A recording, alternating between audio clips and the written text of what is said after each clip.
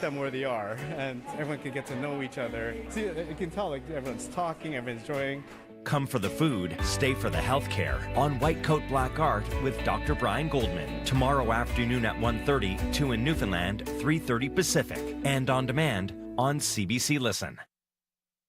You know the feeling of finding a really good podcast? Or the feeling of someone always being there, like your favorite radio show? Stream CBC Podcasts, CBC Music, and CBC Radio anytime, anywhere. Download the CBC. This is CBC News. At 12 o'clock, we're at 23 degrees with mostly cloudy skies over downtown Winnipeg. Good afternoon, I'm Matt Humphrey. A crash that claimed the life of one person and sent others to hospital continues to shut down Portage Avenue in Westwood. The CBC's Megan Ketchison reports. One person has died in a crash that also sent 3 other people to hospital. At Portage Avenue in Benson, there was a smashed transit shelter, a sheared-off hydro pole, a damaged car, and a truck that appears to have hit a gas pump. Police say it happened around 7:36 this morning. According to Winnipeg Fire Paramedic Service, one person was pronounced deceased at the scene. 2 people were taken to hospital in unstable condition, 1 in stable condition. Police shut down Portage Avenue from Cavalier to David while they investigate. Power was also out in the neighborhood while Manitoba Hydro repaired the pole. Megan Ketchison, CBC News, Winnipeg. A Selkirk mother says something needs to change after her son was denied access to German immersion kindergarten. The reason? They don't live in the catchment area. The River East Transcona School Division has immersion programs in German and Ukrainian. It says its programs are full and it has to deny access to people living outside the catchment area.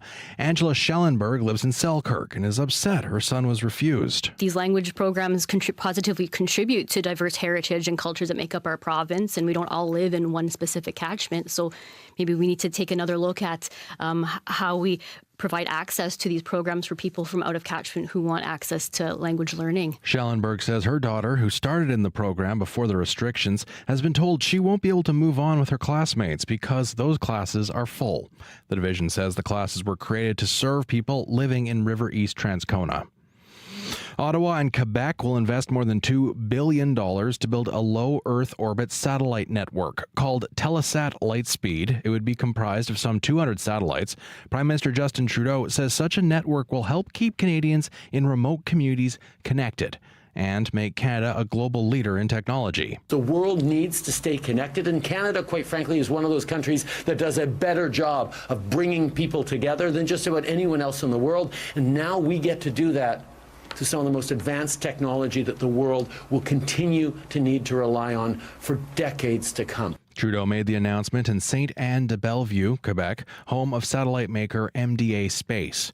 The company will be expanding its production facility, creating around 600 new jobs. The Liberal government set a goal of ensuring all Canadians have access to high-speed 5G internet connections by 2030. Meanwhile, Trudeau also repeated the federal government will not intervene in the bargaining process between Air Canada and its pilots. The airline is preparing for the possibility of a pilot strike or a lockout next Wednesday. It means flights could begin to be cancelled as soon as today. The airline, as well as business groups, have called on the government to intervene, but Trudeau says he will not put his thumb on the scale on either side of the dispute. And tens of thousands of American workers with aerospace giant Boeing have walked off the job. Factory employees on the West Coast produce Boeing's 737 MAX and other jets. They overwhelmingly rejected a tentative deal last night. It proposed pay raises of 25% over 4 years, short of workers' demands of a 40% increase. Worker Tim Bloomer is among those on the picket lines. The fact of the matter is we're owed a lot more for what we do. You know, if Boeing touts that we're the best in the industry, they need to treat us the best in the industry. Boeing says it's ready to return to the negotiating table. The company's been dealing with mounting debt and a series of safety failures and investigations involving its planes. The use of Western long-range weapons by Ukraine is being decided at the White House today. President Joe Biden and British Prime Minister Keir Starmer will discuss possibly granting Ukraine permission to use their weapons to strike inside Russia. The talks are ratcheting up tensions between the West and Russia, who call this a direct provocation. С этого момента страны НАТО начинают прямую войну с Россией. That's Russia's ambassador to the United Nations, saying NATO countries would start a war with Russia if they lift restrictions on long-range weapons. He warns the alliance would be challenging a nuclear power and should think about the consequences.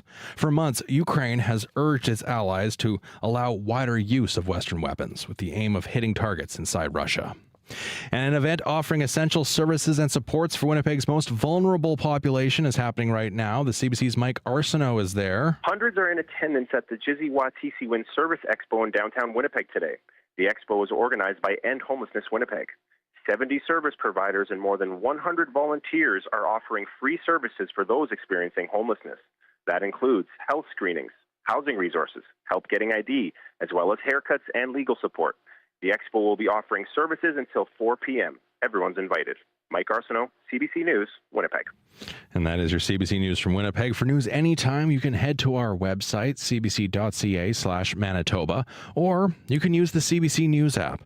Looking at the forecast in Winnipeg, we're seeing a risk of showers or storms today, a good chance of a thunderstorm. Windy as well today, a high of 26 degrees. Brandon, a good chance of rain, and windy, a high of 23 degrees. Dauphin, a risk of storms and windy, a high of 24. In Flin Flon, a chance of showers, a high around 22. Thompson, cloudy, a good chance of rain, a high of 25 degrees. And in Churchill, a good chance of showers and a high of 16. Right now, you're listening to CBC Radio 1.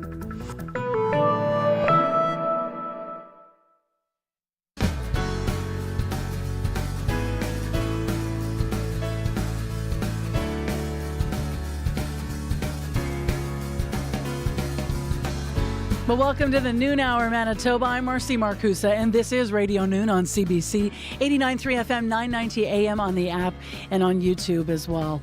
As Matt was just saying, still warm out there, a little hazy and really windy. That's what everyone coming into our CBC newsrooms talking about this afternoon. This hour on the show, of course, we have our call-in in the back half of the show between 12:30 and 1. We're going to have some fun today. It's giveaway weekend in Winnipeg. What are some of your best finds that you ever found, either for free or maybe a garage sale in a community wherever you're at in Manitoba? So we'll talk about that. In addition, this half hour on the program, a conversation with the City of Brandon's new police chief, who was just named today. We're going to meet Tyler Bates up first on Radio Noon.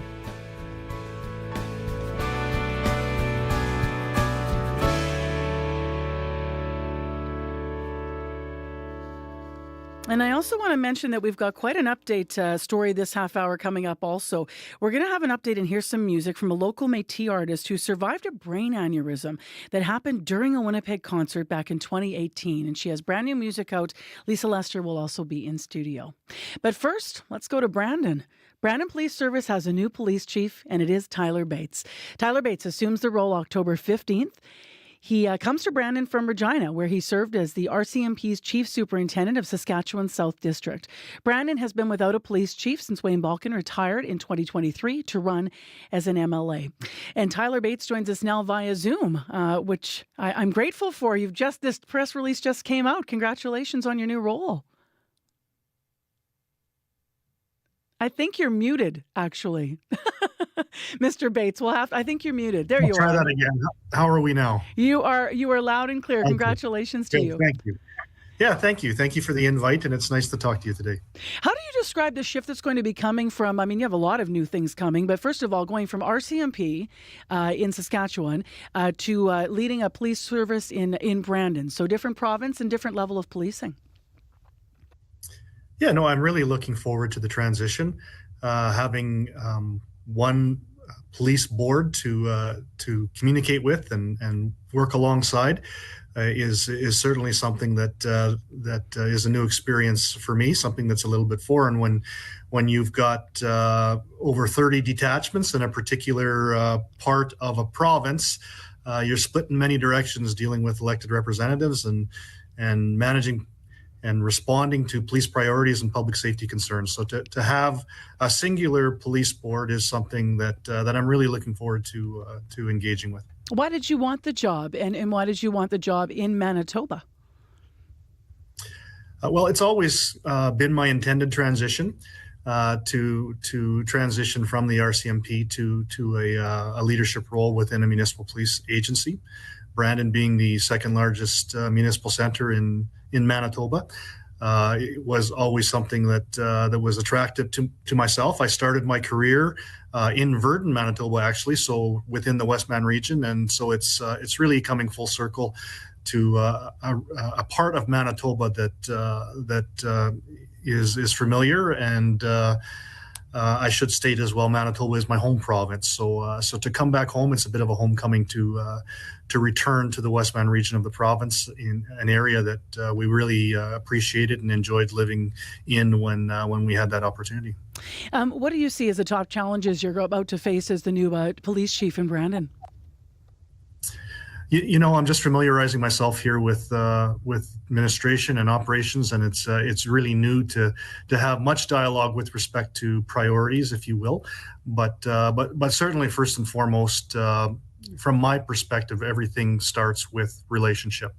Not just relationship clearly with police board, but relationship with community and partners, working towards the best possible scenario as it pertains to public safety and ensuring the well-being of the community of Brandon. So that's something that I look forward to, building those relationships with NGOs and partners that are key allies and partners with respect to contributing to the overall well-being of the city that I get to soon call home.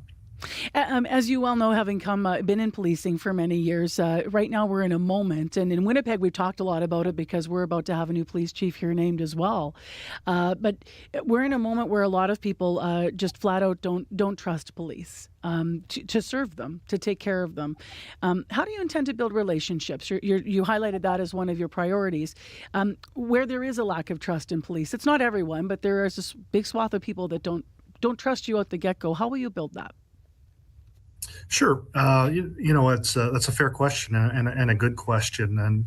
And really, it's a willingness to sit down and have the difficult conversations, a willingness to not come to the table with solutions necessarily, but a willingness to listen and to empathetically hear the concerns of community groups, of citizens, of NGOs in terms of the service that's being provided. From my perspective, the police are the community and the community are the police, right? So there should be no differentiation. So in order to have open dialogue, that requires a level of transparency on both sides. And I think from that perspective, if you're communicating empathetically, honestly, and working hard to address those concerns that citizens and community agencies have, that's the recipe for building trust, and that's the recipe that will contribute to the overall wellness of the community in the long term. So I'm eager to do that. Throughout my 31 plus years of service in the RCMP, I have been a bridge builder, a relationship builder, and worked to try to align responses to public safety challenges and issues that affect the community adversely. So I look forward to that challenge. Calls in many communities right now, not just here in Manitoba, but across the country, look at the relationship piece, but they also look at a different approach to policing. And many describe it as a trauma-informed approach to build mental health supports, for example, into policing more directly, especially when it comes to responding to emergencies. What's your take, or at least your where do you lie on being open to exploring some different approaches to policing that might involve some of those pieces? Absolutely embrace that collaborative approach to policing. So I think one of the challenges in policing and in the evolution of policing is that we sometimes wear too many hats, and we sometimes are responding to public safety issues and community issues in a vacuum, if you will, and in a silo. And so not a good way to operate. Really essential that we leverage the knowledge, the abilities, the skill sets of partners within the community that can enable us to most effectively deal with crisis. That pertains to a lot of different aspects of policing, but on the front end of that, certainly dealing with mental health crises and dealing with that type of issue.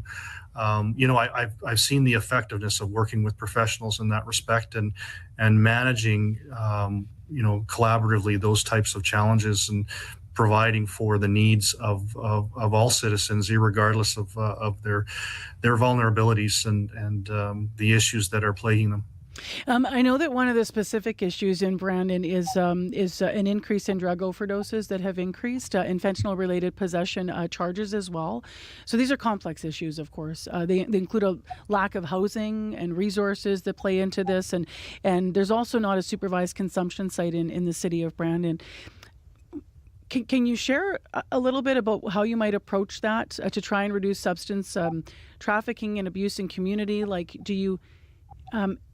wherever you've been RCMP before in other centers, you likely have come against these things before. So I'm not sure if you have an ideological response to how you view these things, or if you have a concrete feeling about what the community might need and how you could, how you as a leader will have those conversations with people about what they're facing. Sure. No, really good question and a complex issue that requires the engagement of multiple community stakeholders and professionals and really balancing that approach to dealing with addictions issues.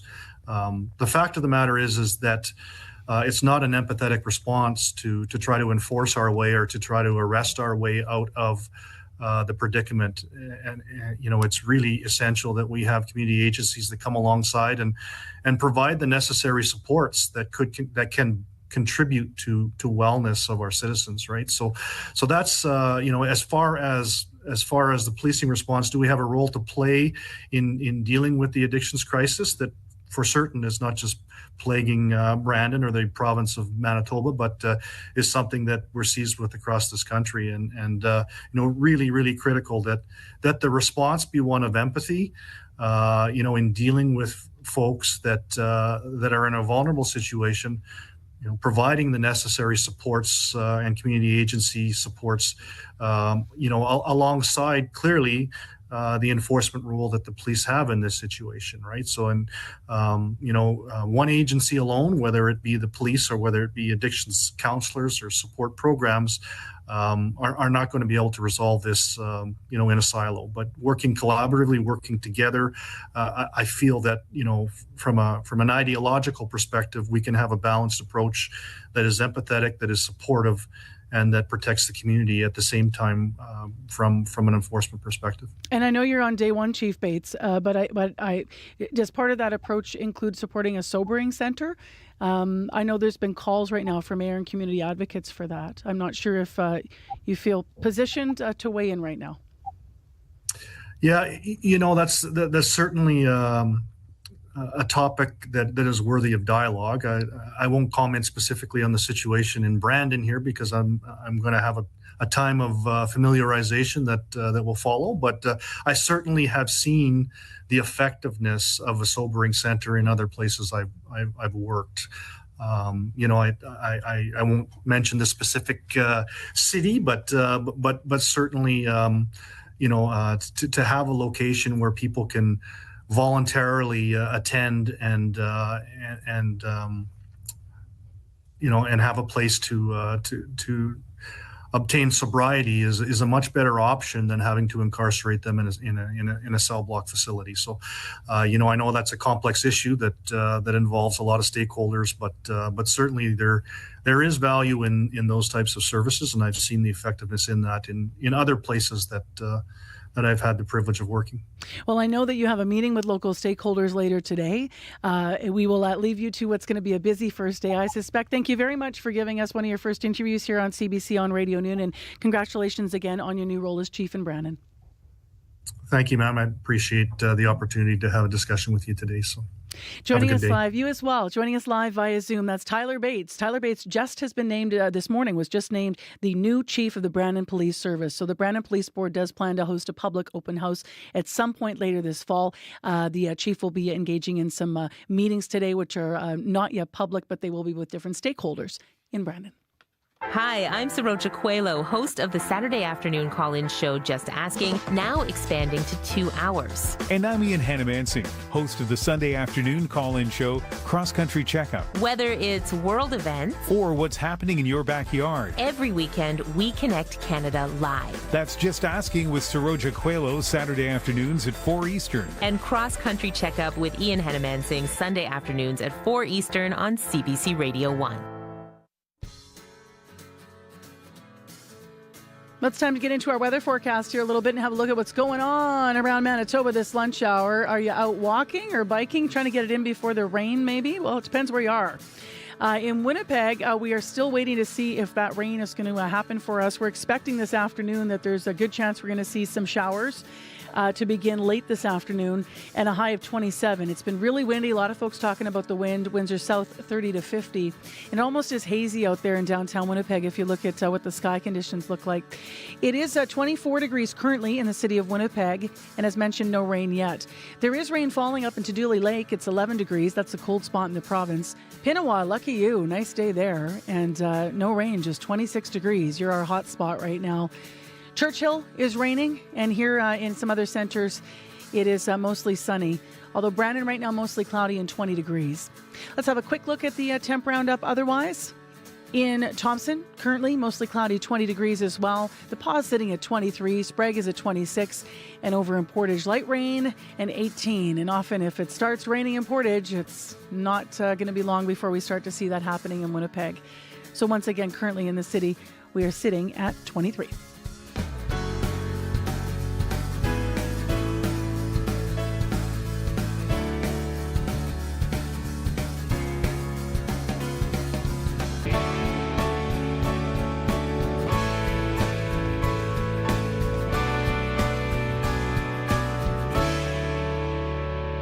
I'm Marcy Marcuso. You're listening to Radio Noon on CBC. In a quick moment to acknowledge the team, Dylan Longhurst behind the controls. Wendy Parker is our producer and also our director. And Kevin Nipatebo is controlling YouTube for us this afternoon. It is 12:21 p.m. Well, next on the show, local Métis artist Lisa Lester has new music out, and we're going to play it for you in a moment. First, though, we wanted to find out what else is new since we last connected with her on air over her incredible story of survival. Now, I spoke with Lisa in 2018 on Information Radio, and I know that sounds like it's long ago, but I wanted to go back to that interview because it was just months after she suffered a brain aneurysm that happened on stage at a Winnipeg show. This is part of how she described that moment and the 7-hour surgery that saved her. When I went on stage and I started singing my song, by the end of the song, I just felt something burst inside my head. And the whole room just kind of felt like it was on a slant and on an angle. And I thought I would fall down drastically. And I was still standing, but it scared me because I didn't know what was going on. It was so quick, fast, and scary. It's like being on a teeter-totter and, someone gets off and it goes slams to the top, but I was at the top as opposed to the bottom. And I turned around to the bass player and I said, something's terribly wrong. I have to get off this stage. They cut the back of my head from my neck up. They put a clip on it. I have 4. As a girl that was working at Health Science says, we've never had anybody that had 4. I don't even know where to write this on a card for you. So there was 4 clips because they had a really hard time stopping the bleed. And they also cut the tendons in my neck so they could get to my head. So that conversation from 2018, as I mentioned, Lisa Lester's in studio with us on Radio Noon to talk about how she's doing, but also new music that just dropped this month. She's got a new album out. We're going to play part of it. Nice to see you. Yeah, thank you. Nice to be seen. Is it hard for you to listen to that moment? No. I'm curious what it's like for you listening to that these years later. No, it feels really inspiring to myself and hopefully for others. But when you go through such a traumatic experience and you come through the other side, you're just so blessed and grateful. How's important music been to that journey for you? Very. Actually, music has always been a huge part of my life, and I think it's writing the story, and I'm still writing the story, more chapters, but music is very healing for me, and I think it's healing for a lot of other people too, so the journey continues. Are you fully physically recovered? Absolutely. I have no repercussions. That's incredible. Yeah, I'm very, very lucky. No repercussions? None. I don't have anything to reflect back on. I just move forward to a very positive outgoing. But I think being positive and going through that direction really helps. The new music is called, new song we're about to play specifically is Old Souls. I think you just shot the cover for the album this week. What's the story that Old Souls shares? Well, I think that, life is challenging and we all go through challenges and journeys along the way. And it's to reflect on everything that we go through, and we're just going to keep going through it and going through it together. We're old souls. The album, the process of making the album, you hooked up with I think it was Dan Donahue, right? Yes, Dan Donahue is a brilliant record producer with a Juno Award-winning background, and we both have so many stories to tell, and I think the timing is right to bring the catalog of experience to be able to write something like Old Souls.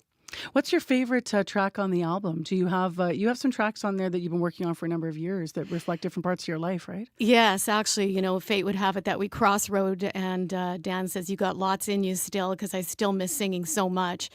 And we started doing that, and I think that, yeah, I don't know. Do you love them all? I love them all. I was just going to say that we've worked on them all in that time, and we're unfolding them as we go along, just building the momentum. And Dan's a very busy guy as well. So moving forward, we're just going to keep unrolling them as we go, because that's what the artists are doing nowadays. They're releasing singles one at a time. And then I hope to have a big splash of a show with everybody to come out. Do you use, obviously you've nodded to the fact that you use, you see your experience of what happened to you. You're grateful and standing in the joy, and you have a positive attitude. But do you also use what happened to you to inspire others? You said you were inspired by even hearing yourself. I understand you have a book coming out. Yeah, I do. I wrote it with Sandy Kurchenko, and it's a memoir talking about the journey, how you get there and how you come through the journey, and being inspirational to other people with brain issues. And it's really kind of to get them through the hardest times. And I'm looking forward to releasing that coming up as well. What was the most unexpected part of your recovery? Well, I guess when I was in the intensive care and they told me I had 22 brain blood clots and that I might be in there for 6 months. But based on prayer and positivity and helping me get through, they came in 2 days later and said, you're a walking miracle. I don't know what happened, but you have 0 blood clots in your brain and you can go home. So I walked out 2 weeks after my surgery. Wow. How has what you write about in your music changed from before and after your aneurysm? I'm curious. I think that, the lyrics always mean so much to me. I'm very much of a lyric person that likes to write heartfelt lyrics. And that only comes from the unfolding of life. And I think just being really positive. And then also there's going to be a lot of songs coming through of just being able to appreciate this life we're on, because it can be very challenging, obviously, like fires, aneurysm, reels, record labels. But you just keep going, because to me, I think this is my bonus life. And I just want to stay positive and keep moving forward and hopefully be an inspiration to others as well. Well, we would talk longer, but I'm leaving space for the tune, Lisa. So really nice to see you. Thank you for coming in. Thank you so much for having me. That is Lisa Lester, local Métis musician. She survived a brain aneurysm in 2018. She's got multiple albums out. Her newest tune, Old Souls. Let's have a listen.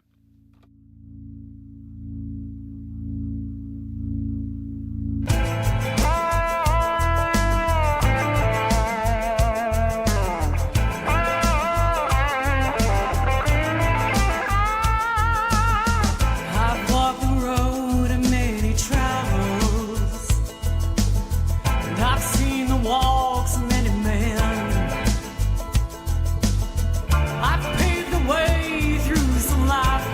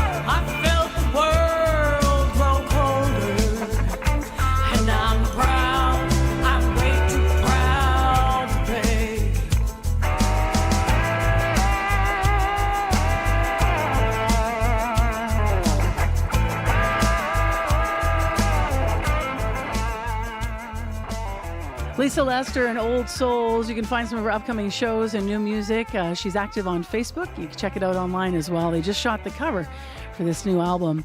24 degrees in Winnipeg. You're listening to Radio Noon on CBC. I'm RC Marcusa. You're on 89.3 FM, 990 AM on the app and YouTube. And we're sure hoping that while you're listening to the tune over your lunch hour, you're also going to take a second to jot down this phone number, 204-780-0893. That is the number to have on hand to call us live, because after your 12:30 news, we start our call-in conversation, and I love this for Friday. It's giveaway weekend in Winnipeg. We want to know about your best finds, either for free, something you found out there on the curb, or maybe it was a garage sale. I love a good garage sale. Maybe you're at a thrift shop. What are the kind of treasures you search for? And what's your best find? 204-780-0893. We'll talk live, or you can text us 204-588-7355. So the call-in conversation begins after your 12:30 news. This is CBC News. At 12:30, we're at 24 degrees with overcast conditions over downtown Winnipeg. Good afternoon, I'm Matt Humphrey. One person is dead and 3 others taken to hospital after a crash on Portage Avenue this morning. The Winnipeg Fire Paramedic Service says officers were called to Portage Avenue at Bedson just after 7:30. The vehicles involved hit a bus shelter, hydro pole, and a gas pump at a gas station. One person was declared deceased at the scene. 2 were taken to hospital in unstable condition, 1 in stable. Power is out while Manitoba Hydro makes repairs to the pole. Portage Avenue is still closed in both directions, from Cavalier to David. Prime Minister Justin Trudeau says Air Canada and its pilots must come to a negotiated agreement on a new contract. Thousands of would-be passengers are bracing themselves for a possible work stoppage at the airline. It could begin on Wednesday. Julia Wong has the latest. To be honest, it is frustrating. Christine Renault's disappointment is palpable. The Ontario woman cut short a hike along Newfoundland's East Coast Trail because of a possible Air Canada strike. I do have to get back for work, so I just bit the bullet. Air Canada says roughly 110,000 travelers a day could be affected if there's a strike. Business groups, meanwhile, are calling on Ottawa to intervene. Prime Minister Justin Trudeau. It is up to Air Canada and the Pilots Union to do the work, to figure out how to make sure that they are not hurting millions of Canadians who rely on air travel. Air Canada could start cancelling flights starting on Sunday. It has stopped accepting bookings for live animals and perishable goods, and is pre-positioning planes in case there's a disruption. The Pilots Union says it continues to meet with the company in the hope of reaching an agreement. Julia Wong, CBC News, Edmonton. And finally, people in Manitoba's jiu-jitsu community say proposed changes to provincial regulations could hurt the sport. The government wants to change the regulations around combat sports. Under the proposed rules, jiu-jitsu fights would be conducted, officiated, and judged according to regulations adopted by the International Brazilian Jiu-Jitsu Federation. But athletes and organizers say their sport uses numerous different rule sets, not just one. Michael Santaseri teaches Socius Brazilian Jiu-Jitsu in Winnipeg. Generally, there's 6 or 7 different tournaments that happen in Manitoba a year, and each tournament will follow a different rule set.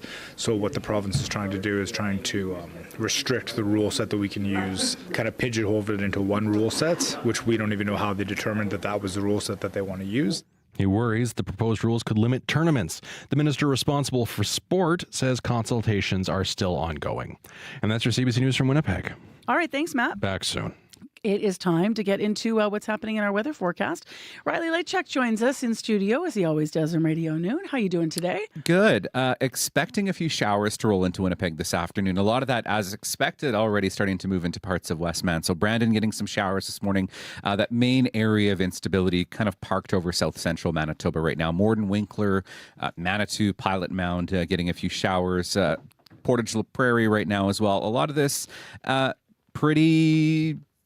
Well, I'll say as expected, a little bit of wet weather. There is some isolated thunderstorms in this as well. So just keep that in mind. We'll see some of that moving into Winnipeg as we get through the later afternoon hours. I know it's kind of parked itself over, if you're on the Trans-Canada Highway, say between Eli and Portage La Prairie, even as far west as McGregor, even getting a few showers at the moment. So expect that to continue. That will move to the north and to the east slowly as it gets through the afternoon.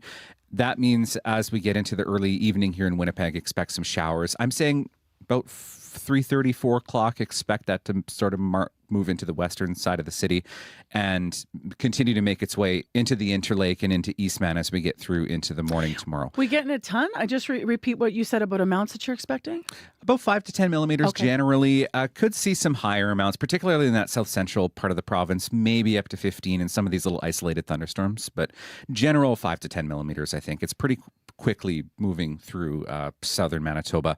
Back to sunshine, though, by the time we get to the early morning tomorrow. So a sunny start to the day already for most of us in the province, actually. By the time we start Saturday, that continues to clear as we get through the rest of Saturday into Sunday, expecting a pretty sunny sky by the time we even get to the late afternoon province-wide through the rest of Saturday into Sunday as well.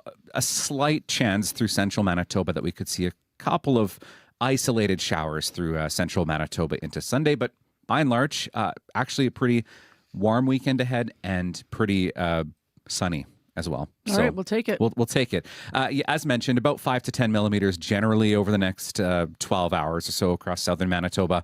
27 this afternoon for daytime high in Winnipeg, 24 in Dauphin and Thompson. Mainly cloudy skies today. Sun returns for Saturday, Sunday, and then we have a better chance of showers later Monday into Tuesday once again. All right, thanks, Riley. No problem. Have a great weekend. You as well. That's Riley Late-Check. Of course, you can catch his forecasts online at cbc.ca/Manitoba. Any updates, and then on CBC Television News tonight as well, live. It is 12:35 on Radio Noon. It's Friday, and you got to have some fun in the Friday call-in, and so we're gonna, because we are talking about Winnipeg's giveaway weekend. So you might be looking for something free, and you can find it. Just walk around the neighborhoods. If you're putting stuff out, make sure you mark it clearly with a free sign so no one makes off with your lawn ornament that you didn't plan for them to take. One person's junk is another person's treasure. We know this to be true. This is only happening twice a year, so get out there. Giveaway weekend in Winnipeg's coming up this weekend. So our call-in conversation builds on this. It's all about great finds. We want to know, what are your best finds? As I mentioned before the news, you could be someone that found it at giveaway weekend, something free. Or it could be that you found something awesome at a garage sale. Or perhaps you have a treasure, but you're not sure how much it's worth, so you don't know if it's a great find or not.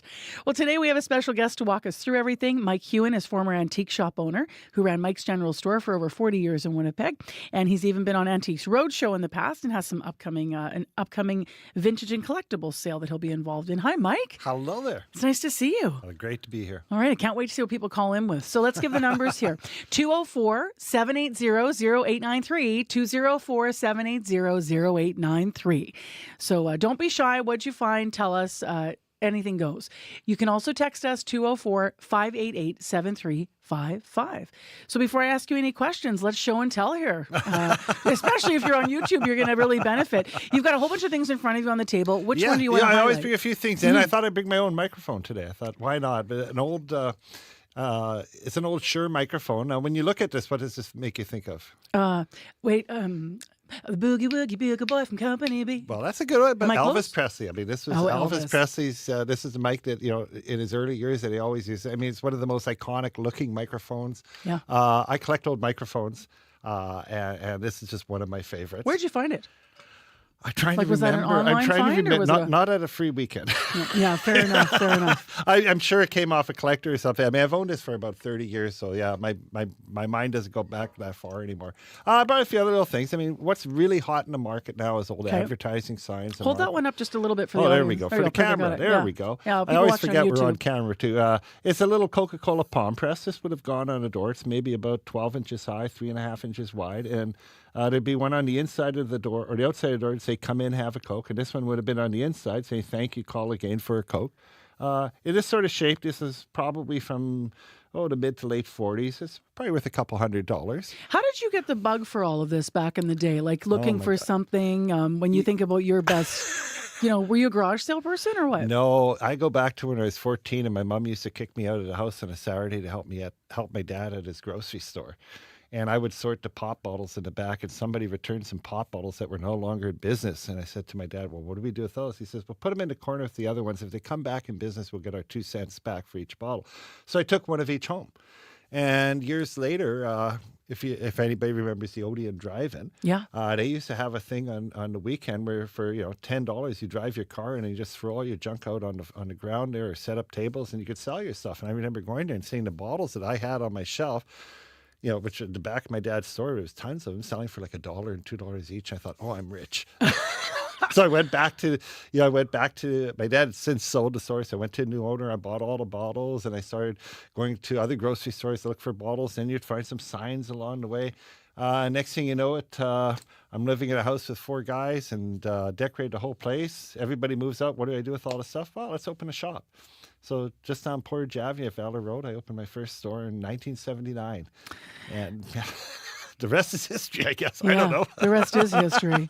So call us. Otherwise, you're going to have to be listening to me and Mike, which is fine by me. We have lots to talk about here, about our best finds. But give us a call and tell us about yours. Or else what got you hooked on garage selling or going to giveaway weekend as well. 780-0893, 780-0893. Or you can always text us, 588-7355. So don't be shy. So here's a story. I knew you're coming in, so I'm leaning off Mike here. Uh-oh. You ready? Yeah. Okay, this is one of my best finds, one of my favorite finds, listeners. I'm being very vulnerable here. I fancy myself a little bit of a hippie. And so check these out. Your boots. See these? Yeah. Look at those. These. Do you know why this is one of my faves? Sometimes it's not just about the item. Sometimes it's also about the story that goes along with it. The story is half the item. So these are Fry boots. They're called campus boots. They still make them today, but these are old ones. I bought them in a thrift store because I really wanted a pair of boots like this. So, I mean, they had a piece in them. They were cut off, but I just love them. Now, why are they special? I bought them. Do you know where Hayton Ashbury is? Yes. Okay, so we're talking the height of the 60s. 67. Talking Janis Joplin. Oh, yeah. We're talking San Francisco. Yeah. I was on a trip in San Francisco. I hit a thrift store and I found these boots and I thought... You got those in San Francisco, Hayton Ashbury in 67? No. Oh, okay. I was going to say that doesn't sound possible. No, I'm setting the scene for the neighborhood in 67. I was in that neighborhood more recently than that, 10 years ago. But okay. I found these boots in a thrift store at Hayton Ashbury, and I in my head, maybe Janis Joplin wore them. Oh, there you go. Well, speaking of Janis Joplin, I was doing an Antiques Roadshow in the Interlake, and a 70-year-old farmer came up to me about 15 years ago, and he had a Janis, the psychedelic hippie art poster, and his Big Brother and Holding Company was the warm-up act. And I said, where did you get this from? He says, I got this in San Francisco in 1967. I said, no way. And we started chatting. I says, what was it like? He says, I'll be very cliche. He says, if you were there, you don't remember. He lived in a house with 23 people. And he got this poster. Beautiful poster. I ended up getting it. It's one of my prized possessions today. We've got someone on the line that has some questions for you, and we've got a text. So let's get to the listeners here. Hi there. How are you? Is it me? It is you, Marie. Okay. I understand you've called in, maybe not with a story, but with some questions for Mike. So go ahead. He can hear you. Well, yes, I have several items here that are collectibles, but I'm getting to an age where I guess I'll have to give up some of my collections of various articles. Well, sure. I always say we're all just caretakers in this world. Yeah, it seems that way, yes. I have a doll, actual old doll from maybe 1910. Okay. And it's still in pretty good shape. Right. And I don't know, I acquired it from a good friend who passed away, actually. She was the makeup artist at CBC. Oh, wow, okay. Yeah. And so I was a close friend also from CBC. Yeah. So I have that. I have an old tin biscuit box, oval shape, that is the Queen's coronation with Prince Philip. Yes. And it's in perfect condition. Right. The Queen and Prince Philip all Well, in regards to the tin, it won't have a great deal of value because when it comes to British commemoratives, especially for the Queen Elizabeth coronation, many, many items were made for that, and the most common items were things like tins, cups and saucers, handkerchiefs, and things of that nature. The commemoratives that will have a value will be the pieces that maybe cost you like $25, $30 back in that day. Those will have a great deal of value. Mm-hmm. The royal family, basically, its popularity follows the popularity of the throne. So right now it's kind of wishy-washy, but if the popularity gets better, then the values of the previous stuff goes up. Can I ask you, Marie, just about the doll? Are you wondering about the value of it? Yes. Okay, So so how that can you tell us? Yeah, I was going to say, how big is the Yeah, doll? how big is it? Is it dressed? What does it look like? About over a foot, like 16 inches or And 20. what is the head made out of? Is it like a porcelain head or? Yes. Okay. No, I'm not even certain what it is. So why don't we do this? Why don't we say for dolls of that vintage, like what's the market like for dolls of that age? The market on dolls right now is down about probably 40 or 50% from where it was 10 years ago. Why? Well, how do those trends even get set? And the way that works is the average age of the person who collects dolls is at the similar age of your guest that's calling us right now. When I did the Antiques Roadshow, I was the doll expert. Okay. Yeah. People would unravel their dolls, and before they'd even unpack them, I'd already told them the numbers on the back of the head. And generally speaking, the earlier dolls are made of, the head is made out of bisque. A lot of times the body's like a kid leather body. Condition is extremely important, whether it has sleeping eyes or not, whether it has open mouth with teeth or not. Is it a baby doll? Is it a teen doll? And then the manufacturer. So there's way too many factors to just kind of throw a value. I'd be like similar me saying to you, I have a car in the garage. What's it worth? Yeah, you gotta come to Winnipeg. You gotta seek out Mike. You gotta get a specific value. But thank you for calling us, though. I have another question, actually. Okay.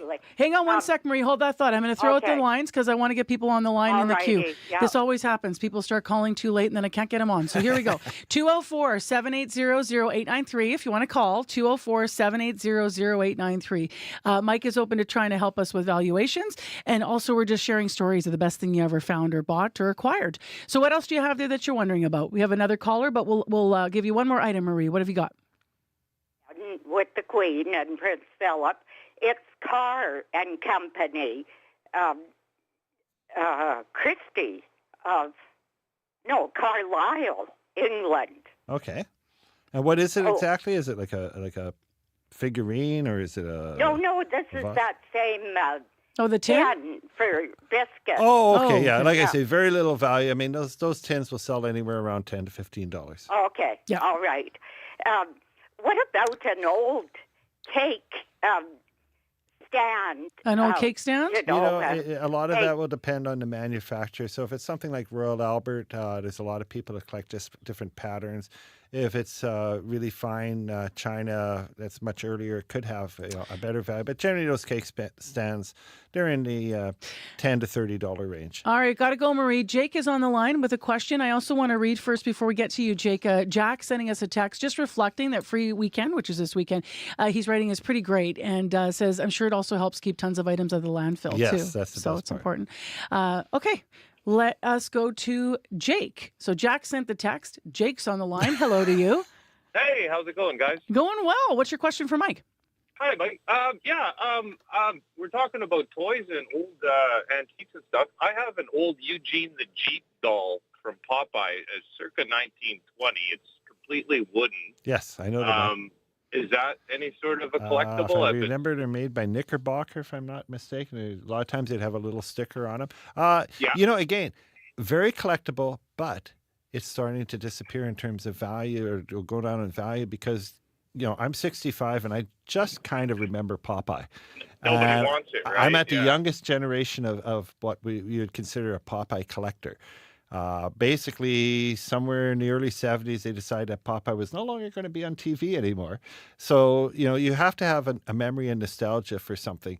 And as that memory and nostalgia disappears, that's generally when you see the value of collectibles and nostalgia go down. So anything is it worth, Jake? Yeah. Oh, you know what? I would say depending on the condition, and condition on that would be very important because it's like a composition body with a painted over. If it's in really nice shape. He's a little split, let me put it that way. Yeah, it's probably somewhere in the $100 mark. It could be a little higher, could be a little less. I haven't looked one up in probably 10 years, but I'm just speculating. That sounds like it could be worth at least checking out if you could find a buyer, Jake. What's really interesting is I got to start getting rid of some of this older stuff before nobody remembers. And you know what? And that happens in this business all the time. Yeah. All right. Yeah. Thanks for calling, Jake. Yeah. Thanks a lot, guys. Have a good day. You too. You have a question for Mike? Get it in. It's 11 minutes to 1. Call-in wraps at 1. So 204-780-0893. 204-780-0893. If you're on YouTube, you can also see that we're popping up. If you found something good at giveaway weekend, we love those stories too. Speaking of markets that are hot and markets that, as they ebb and flow, what does social media do to a market like that? Or I should say, what's happening in the cultural context? Like, are Barbies up or down right now because of the movie last year? But they're down. Generally speaking, the whole Barbie market has, the interesting thing when the internet first came along, Barbies were considered quite rare. But then when you think of how many were produced and how many households had them, they slowly started to all come into the marketplace, which drove, just way too many came out at one time. Again, Barbies, you can still spend thousands of dollars on a Barbie doll if you have the right one. But generally speaking, the value has dropped a little bit on that. And the movie didn't bump it up. No, Star Wars is the best example of what's really hot in the market today because it spans so many generations. I got collectors in their late 60s. I got collectors who are 12 years old. What else have you brought with you that we should highlight here? So this is talk about a truly Canadian tin, repeater tobacco, a Mountie riding a horse shooting a rifle, and this is, tobacco. This is what you would have got back in the teens or 20s. How much is something like that worth? You nodded to the one that Marie called in about, which was a tin, but that was different. It was colonial subject matter. So this tin's in almost perfect shape. Yep. It's maybe about 4 inches high, 3.5 inches wide. It would probably sell in about the $90 to $100 range. If it had a little bit of wear on it, probably half of that. What's a little bit of wear? If people are out there looking for something, and I always hear people say this, and I think to myself, well, this looked okay to me, but what are you looking for? Certain things you can accept wear on, and other things you can't. So if you have a piece of china or a dish or a glassware with one tiny little crack or chip, it's over. The value just drops to nothing. If you have a tin can that's got a little bit of age to it, or a toy that has a little bit of age to it, it shows that it's been loved. And a lot of people like your boots, say, hey, these have been worn to kind of cool. That's part of the nostalgia of it. So, if they were in mint shape, it wouldn't have that nostalgia. So there's a give and take in all areas of collecting where wear is acceptable and wear is not acceptable. Did you ever leave something behind, like a story of the one that got away? Yeah, where you were like out hunting and then you were like, I didn't First thing that comes to mind is my first girlfriend. No, you know what? There's many And the show things. takes a strange turn. But you know what? There's always things. You're always gathering knowledge. And especially in my early years, I would go somewhere, I'd buy a whole bunch of stuff, I'd be all excited, and somebody would walk in right behind me and do even better because they're looking for something completely different from what I'm looking for. What do you know now then? Share some knowledge about what tips you have about what to look for if people are, maybe they're going to be garage selling this weekend. The front of my store is now a YouTube studio. And my two sons took it over, and it's full with about 200 computers in there. And my oldest son has a Canadian computer collector, and he collected all these computers. Said, what the heck are you going to do with these things? They're just old computers. Well, guess what? He just came back from a convention in Chicago for vintage computer collecting. So this is a thing, That's where we're at. At 35 years old, his whole thing growing up was, I wish I had this computer. I wish I could have, I wish I could have had this motherboard. I wish I could. Now he does that. He takes old computers, he gives them new life, he rebuilds them. And you know what? It's a thing. And 10 to 15 years from now, where are those computers going to be? They're all going to be in the hands of collectors. 204-780-0893 if you want to call in and have Mike value something or tell us a story about something awesome that you found. 204-780-0893. And remember, it doesn't have to hold a great deal of value to be something you share with us. Share your stories. We do have a question here by text. Are there any new items or trends that you're noticing right now? You nodded to the computers. We talked about Barbie, other dolls like that. But what else is trending? What you really notice, I've really noticed in the last 10 years is the millennials growing up, they all of a sudden, they miss the whole analog lifestyle. They grew up with computers all the time, and all of a sudden people are asking for typewriters. And it's 20-year-olds that want a typewriter. And then you find 35-millimeter cameras, which like 10 or 15 years ago, you couldn't give away. Everybody wants a 35-millimeter camera. Vinyl records, that's the best example I can give you. Someone in the newsroom, and you hear me get excited and interjecting here, because someone in the newsroom said that, and you need to verify this because I said no way. Someone said that cassette tapes are actually now... Cassette tapes have a certain amount of nostalgia and a small amount of desirability. The problem with cassette tapes is they dry out. I mean, so I remember having my very first cassette I ever had. I gave it to my friend to copy. We were doing a radio show.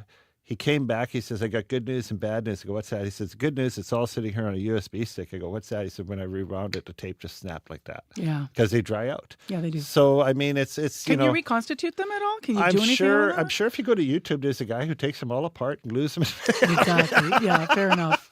When I started in radio, we were cutting and splicing that kind of tape for voices. And, when you talk about the younger generation, like I say, the record market has just gone through the roof. I mean, you can think of just think of somebody in their 20s and 30s now. Half of them collect vinyl records. The vinyl record market's now outselling the CD market. Steve's on the line with a question for you. Actually, I believe it's about a computer. Hi, Steve. Hi. So what have you got, first of all? I have it's an arcade console. It's called Computer Space. So it's an early 70s. It's one of the first stand-up games ever made. Okay, right. Yeah. An arcade, yeah.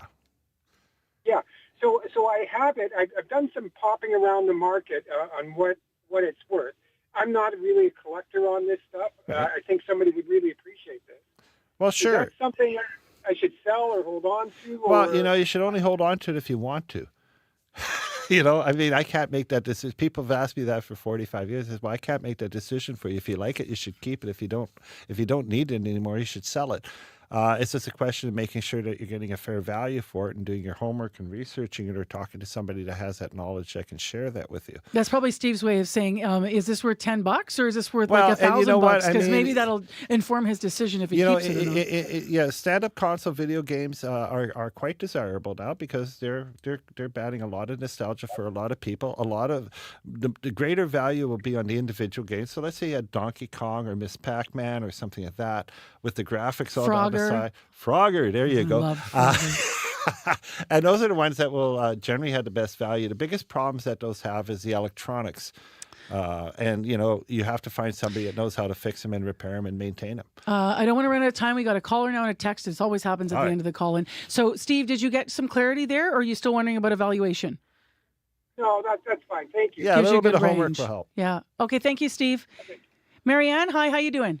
I'm good. How are you? Good. What have you got? What's your question? I'm wondering about a pink lady and blue boy that my grandmother made, cross-stitch with no pattern on the material. Yeah. And if it has any value? No. If it has any value, or where would I take them to be appraised? It would not be worth spending the money to have them appraised, and the value will be very minimal. Okay. Very common item that was done back in the 50s and 60s. Thank you, Marianne. Hopefully it's got sentimental value to you, right? We were just saying that, right? So it looks like maybe you want to keep it. Nita texted the best find was a mid-century modern reproduction coffee table. She said Rexall Drugs sold them about 15 years ago. What? I know. Rexall was selling coffee tables? Apparently. I wish Nita were on the line so we could ask her more about this. But this was a text that came in. I'm looking at my producer here. Maybe time for one more call, but you got to call quick. 7800893. And of course someone's just called, so we're going to get them on the line. While we're putting them through here, why don't you plug this? Oh yes, coming up in 2 weeks at the Assiniboia Downs is Grand Trunk Nostalgia Club's big sale. There's one every spring, one every fall. It's the largest antique and collectibles and nostalgia show in the province. 150 plus different vendors will be set up there selling their wares. The show's a sellout months before, we sold out the show like 2 months ago. So it's if you have any sort of nostalgia or like to collect things or anything, that's the place to be. So Saturday, September 28th. 2 more calls. Can we get them in? Let's see how we do here. Just checking. Hi, who's this? Nope. Hello, who is this? No, we're having some challenges with the line. So I think we've lost both of our callers there. That might have been my fault. If I hung up on you, you can try to call back. Thank you for coming in, Mike. We're really grateful for you taking the questions and calls. I appreciate it. Thank you for having me. Have a great time at this show coming up. Yes. Nice to see you. You can't have my boots. I know you were eyeing them out. I'd see if they fit. They probably would have got pretty big feet. Mike Hewen is a former antique shop owner, ran Mike's General Store for over 40 years. He is our collectibles expert, often comes in here to CBC and helps us through things. Thank you for listening this afternoon, not just to the column, but to the entire program. And big thanks to our team, Kevin and Wendy and Dylan behind the glass. I'm Marcy Marcusa. Take care, be well, Manitoba, and we'll talk to you again next week right here on CBC 89.3 FM. Enjoy your afternoon.